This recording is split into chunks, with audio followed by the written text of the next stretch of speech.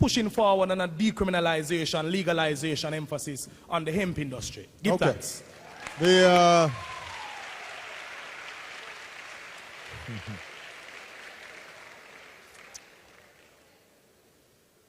Well, let me, I do want to separate out what are serious issues in the United States and then how that relates to our foreign policy and our interactions with the region.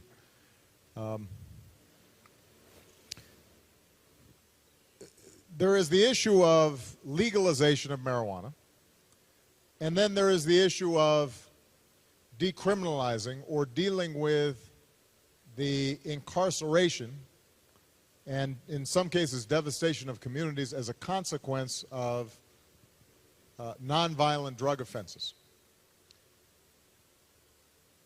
I am a very strong believer that the path that we have taken in the United States in the so-called war on drugs has been so heavy in emphasizing incarceration that it has been counterproductive. You have young people who did not engage in violence, who get very long penalties, get placed in prison, and then are rendered economically unemployable, are almost pushed into then the underground economy, learn crime more effectively in prison. Families are devastated. So it's been very unproductive. And what we're trying to do is to reform our criminal justice system. And the good news is there has actually been some interest on the part of unlikely allies like the evangelical community or some otherwise very conservative Republicans, because it's very expensive to incarcerate people, and a recognition that this may not be the best approach. So that's one issue. There's then the second issue of legalizing marijuana, whether it's medical marijuana or recreational use. There are 2 states in the United States that have embarked on an experiment to decriminalize or legalize marijuana, Colorado and Washington State. And we will see how that experiment works its way through the process. Right now, that is not federal policy, and I do not foresee anytime soon Congress changing the law at a national basis. But I do think that if there are states that show that they are not suddenly a magnet for additional crime, that they have a strong enough public health infrastructure to push against the potential of increased addiction, then it's conceivable that that will spur on a national debate. But that is going to be some time off. And then the third issue is, what will U.S. international policy be?